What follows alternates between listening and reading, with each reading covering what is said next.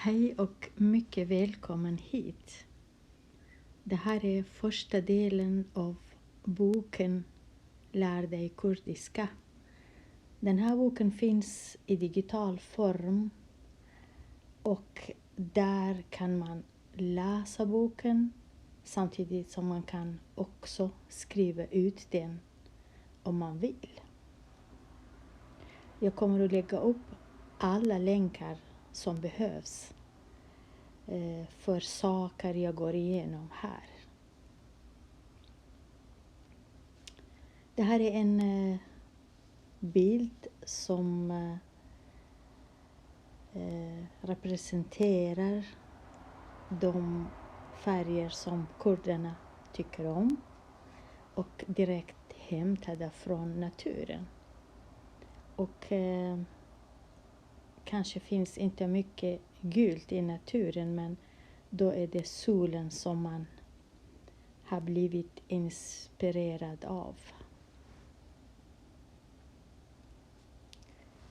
Här står det kurdiska alfabetet. Och den här boken skiljer sig kanske från andra böcker eftersom den här boken börjar med att bygga med små byggstenar som är kurdiska alfabetet, så att du som är intresserad av att lära dig kurdiska kan själv senare bygga på hur mycket du vill. Så den här boken är inte att lära sig ord och fraser som andra böcker kanske, eller andra typer av videor som finns på YouTube. Så att jag kommer inte att lära ut ord på det här sättet, utan från början hur man skriver bokstäverna både för hand och digitalt, liksom menar som med tangentbord. Och det kommer att bli väldigt, väldigt enkelt. Jag kommer att göra det så enkelt som det bara går. Det kanske är tråkigt i början, men det blir enkelt. Nu har jag skrivit lite om kurdiska språkets, eller kanske kurdernas historia. Bara väldigt kort och väldigt, väldigt inte mycket.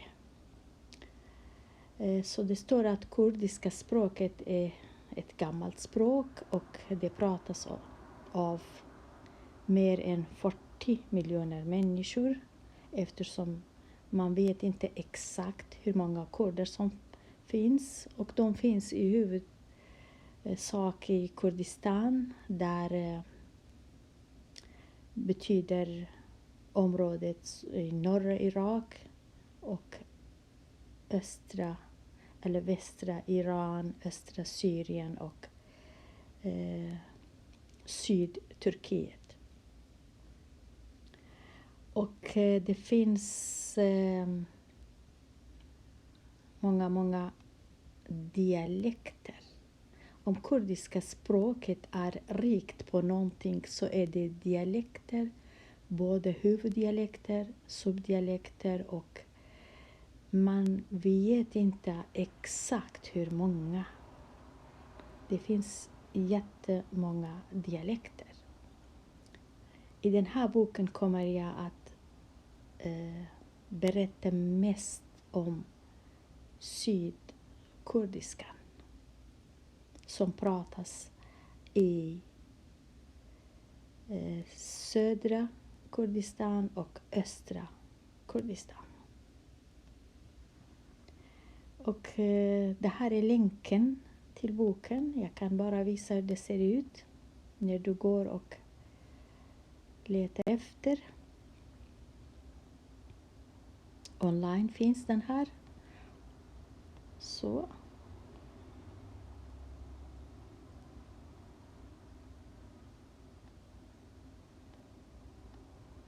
Ja. Så du kan ta del av boken även de sidor jag har inte gått igenom. Det här är det. Sen vill jag berätta om en annan bok som är väldigt viktig för personer som vill veta lite mer om kurder. Och boken heter, den finns på kurdiska och engelska. Översättningen betyder Vem är kurder? Vem är kurder? Och den är skriven av Sören Hamarash, en kurdisk författare. Jag lägger upp här hans Facebook-sida och YouTube-sida. Om man vill köpa boken så kan man också kontakta honom. Boken finns på kurdiska på vissa av biblioteken i Sverige, men kanske inte på engelska. Så det blir svårt för de som inte kan läsa på kurdiska att ta del av boken. Jag kan bara visa här länken och jag kommer att lägga upp den här länken också. Boken ser ut så här. Så. Och här är YouTube-sidan där han har varit med många intervjuer på TV och radio.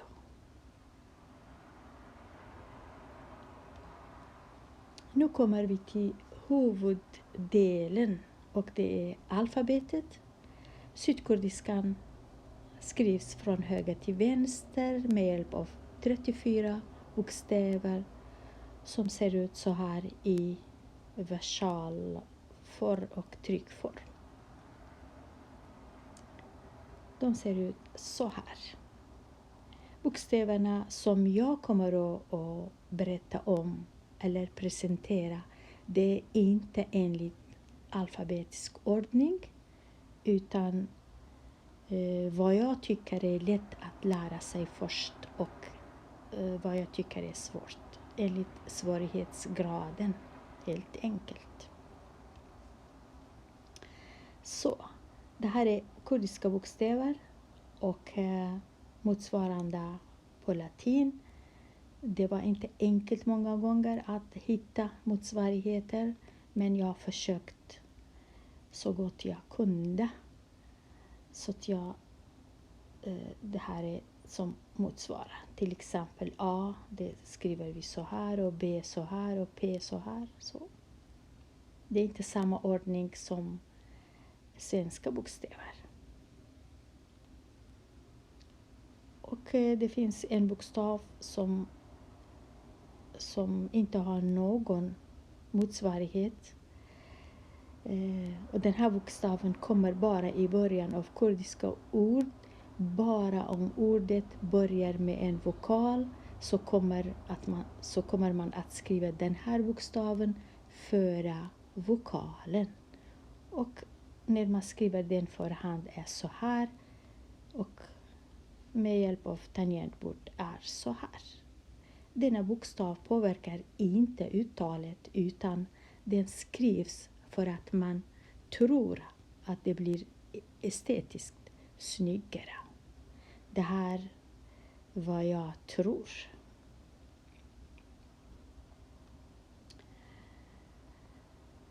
Det är betydligt enklare att lära sig skriva kurdiska bokstäver för hand än för maskin, tycker jag. Och jag kommer att berätta om det, hur enkelt det är. Bara kanske krävs lite tålamod bara i början. Sen är det bara att köra. Versaler och gemener. Kurdiska alfabetet har också båda små och stora bokstäver, men användningsreglerna är inte samma som det svenska. Vi skriver versaler bara på slutet av ett ord. I början och i mitten skriver man alla ord med små bokstäver.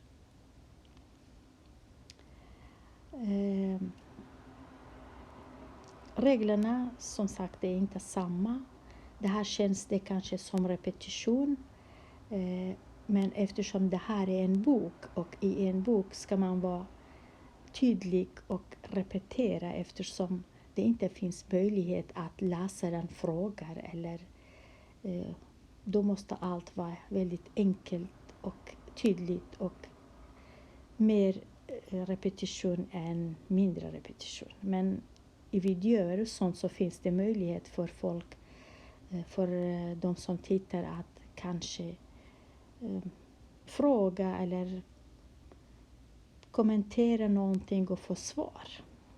Därför kanske känns det att det är lite repetition.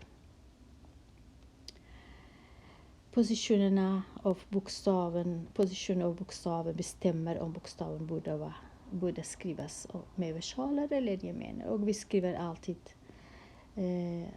som sagt, alla bokstäver i början och i mitten med små bokstäver. Här är 12 bokstäver som finns bara en enda form för dem. Man skriver inte med 2 olika form. Så det finns varken versal eller gemen utan bara en form. Och det är de här bokstäverna. A, D, E, G, I, K, O, R. Vi har 2 stycken R. Ett R som är lite hårdare, lite tyngre, lite betoning. Och sen U, W och Z. Det finns 9 bokstäver där versaler och gemener är nästan lika. Och jag har skrivit dem här. Så här är versalerna och här är gemenerna. Och du ser till exempel här den här bokstaven B. Att det skiljer sig inte jättemycket. Kanske inte syns jättemycket nu. Men när senare vi går igenom så blir det tydligare. Och det kommer att bli väldigt, väldigt enkelt. Så ha lite tålamod. Så de här som ser likadana ut är B och P, N, T, F, V, Q, L. Och det finns 2 stycken L också. En med betoning och en utan.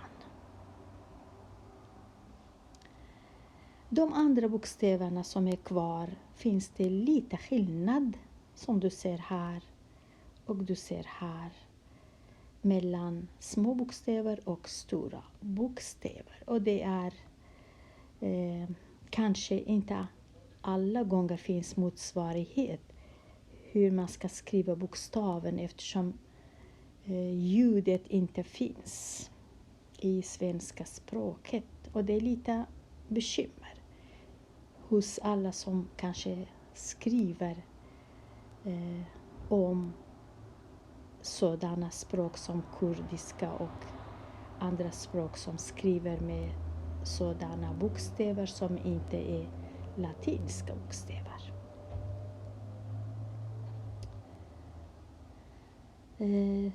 De bokstäver som skiljer sig mellan små och stora är så här, och du ser nu kanske ser inte jättestora skillnader heller. Så du kan jämföra de som är till de gröna är små bokstäver och de röda är stora bokstäver. Så. Det finns en sak till och det är sammanbindning när man skriver ord. Så man binder samman inte alla bokstäver men de flesta. De flesta kurdiska bokstäver binds samman med varandra när vi skriver dem. Därför måste jag dela bokstäverna nu i 2 delar beroende på om de sammanbinds eller inte. Och det finns regler för vilka som sammanbinds och vilka som inte sammanbinds. Och tänk dig att du skriver som om du skriver svenska med det kursiva skrivstilen. Tidigare så skrev man så. Sammanbinder man eller sammanfogar man bokstäverna. Så ser det ut så i kurdiska. Men inte alla bokstäver utan bara en del av dem. Så jag har delat i 2 delar. Grupp 1 eller del 1 och grupp 2. Grupp 1 är 10 bokstäver som sammanbinds bara med bokstäver från grupp 2. De sinsemellan skriver man dem isär. De här 10 bokstäverna är följande: A, D, E, I, R som finns i 2 R och O, U, W och Z. De skriver man precis som man skriver latinska bokstäver. Finns lite plats mellan, luft mellan bokstäverna och man sammanbinder dem inte. Men de sammanbinds med bokstäver i grupp 2 bara om bokstäverna med bokstäver i grupp 2 om de kommer eller står före en av dessa bokstäver. Så om bokstaven i grupp 2 kommer före de här bokstäverna sammanbinder dem. Om de kommer efter sammanbinder vi dem inte. Grupp 2, det är 24 bokstäver. De sammanfogas alltid med varandra. Alltid. Och de sammanbinds med bokstäver i grupp 1 om bokstäverna i grupp 1 placeras eller kommer efter dessa bokstäver. Och ordet här blir efter och här blir det före. Det här blir väldigt enkelt senare när vi lär oss bokstäverna. Den här bokstaven som inte hade någon motsvarighet i svenska språket och som inte är faktiskt inte väldigt viktig i kurdiska språket heller. Men den finns och jag ska bara berätta om den. Och den bara kommer i början av ett ord om ordet börjar med en vokal. Och det finns inte väldigt många kanske ord som finns som det kanske finns. Jag kanske inte ska prata om det om det finns många eller inte. Bara att den här bokstaven när man skriver ord med latinska bokstäver så behövs inte den här bokstaven eftersom den inte har något.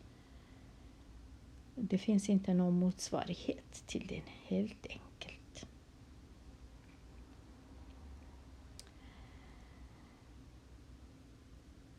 Ja, nu kommer jag att presentera mina bokstäver. Handskrivna bokstäver och andra typer av bokstäver. Första bokstaven är A och den skrivs som en lodrätt streck. Så här när man skriver med tangentbord och när man skriver för hand så blir det bara streck. Jag kan visa här. Så här. Ibland så, ibland så, ibland så. Skriver man snyggt blir det snyggt kanske. Eller skriver man inte snyggt bara blir det hur som helst. Men även om det är så eller så, inte så kanske. Men så förstår folk att det är A. Och finns inte små eller stor A utan bara en form av A och det är det här. Så det är väldigt enkelt. Det som är svårt att komma ihåg att det här är A. Men att skriva är väldigt enkelt.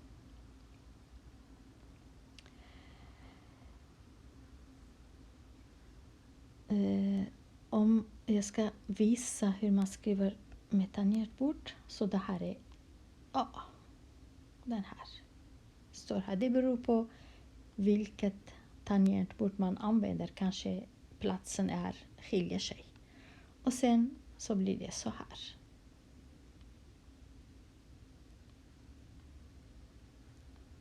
A. Nu går vi till en annan bokstav och det är D. Och bokstaven D ser ut som olikhetstecknet. Och en annan bokstav R som ser ut som ett snedstreck. Så A, D och R.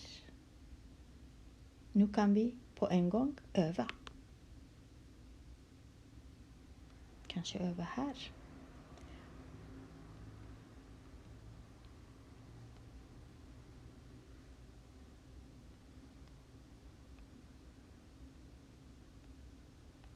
Om jag kan sudda bort det här. Så, då övar vi. A var så här. Det här är A. Och D så här. Så finns bara D. För D och för D. Så D och D bara D. Så. Sen är det R. Det mjuka R. Eftersom vi har 2 stycken. Så är det här och det här är så bara. Snedstreck. Så. En del skriver så kanske. En del skriver så. Så. Men. Även om du skriver så förstår folk att det är R. Nu har vi övat.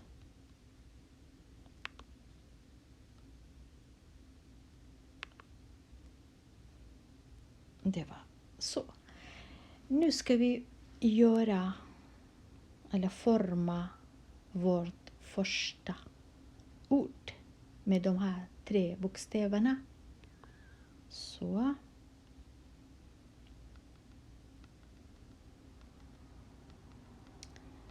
Jag skriver, kanske ska sudda på det här sättet, enklare. Så. Då skriver jag D först kanske. Sen ett A. Och sen R. Det kanske svårigheten ligger i att när jag skriver D, hur ska jag skriva A här? Eller skriver jag A här? Eller skriver jag A här? Men skriv som du vill. Så det blir kanske inte väldigt högt och inte väldigt lågt och kanske inte väldigt nära och kanske inte väldigt så, utan lagom avstånd. Så. Sen skriver du R, kanske inte är så, inte så, utan bredvid så här. Då blir det ordet där och betyder så, träd. Där. Så första ordet är där. Så du kan öva det. Och sen A. Sen R.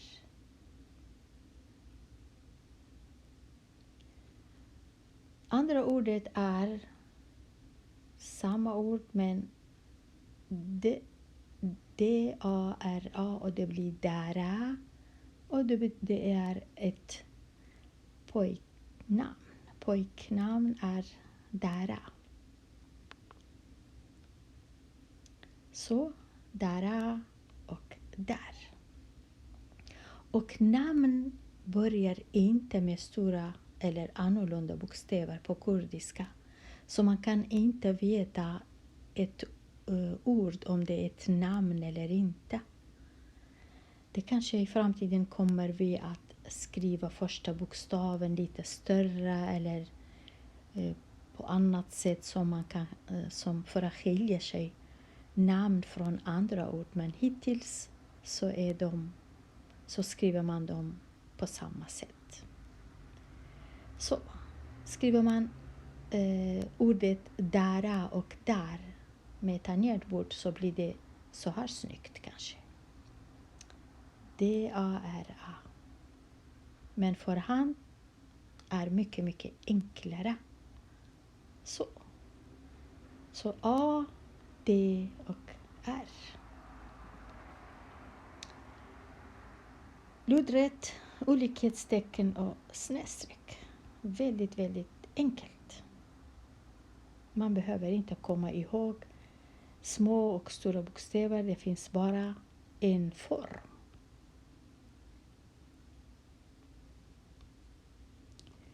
Nu kommer vi till andra bokstäver. Till exempel S.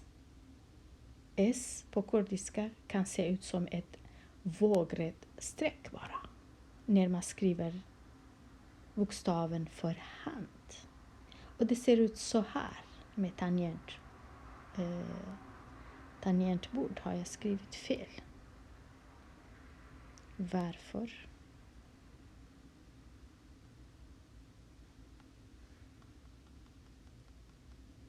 Då så. Då ska jag skriva så. Kanske lite plats behöver vi. Så. Med tangentbord. S. Så S så här. Vågrätt streck. Z som vi ser Z, inte S. Utan Z. Uttalet är Z. Det är precis som Z kan skrivas som ett snedstreck med en prick ovanpå. Och det som skiljer R från Z, det är bara prick. Så en prick skiljer Z från R. Nu ska vi öva.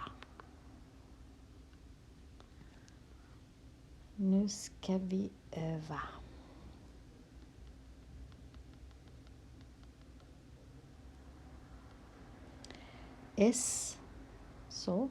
Båda små och bara gemen S. Inte stor bokstav. Bara S så här. Inte bara små ett S små.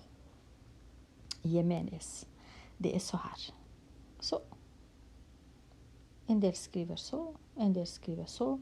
En del skriver så även för hand. Så. S. Så. Väldigt enkelt. Sen var det Z. Men Z säger vi inte Z. Vi säger Z. Så det här är så. Finns bara som är snedstreck. Men en prick på. Så. Om du skriver så eller så eller så eller så spelar inte roll. Men skriv inte så kanske. Utan på. Så. Jätteenkelt.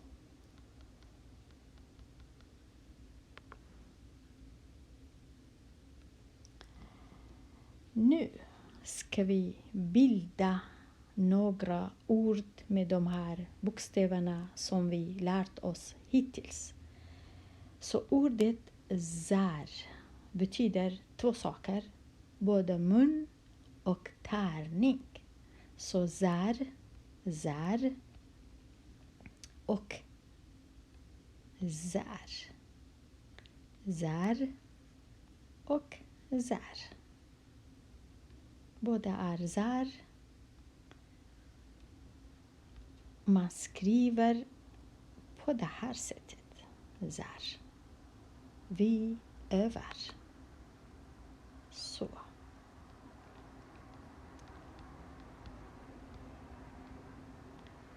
Så z. Och det här var A. Det här var R. Zar. Zär.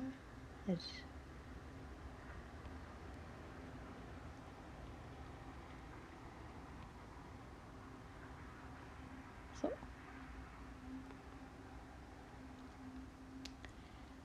Det andra ordet är saz. Saz.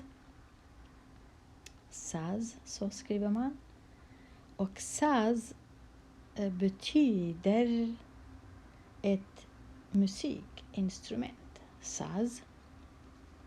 Och det här är saz. Det här är saz. Och här kan du läsa på Wikipedia att det är ett kurdiskt musikinstrument, men den används av i Turkiet, i Iran, i Irak, i Kurdistan, i Syrien, alltså många länder som använder samma instrument. Och ordet saz betyder att skapa. Skapa.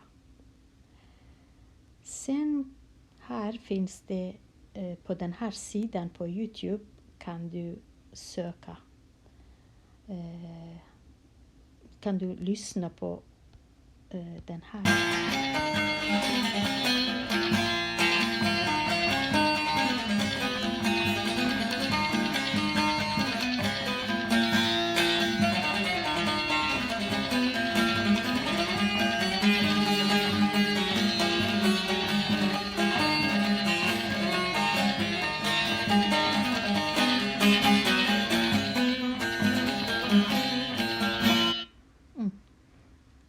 Det var saz.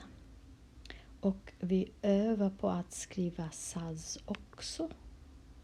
Så.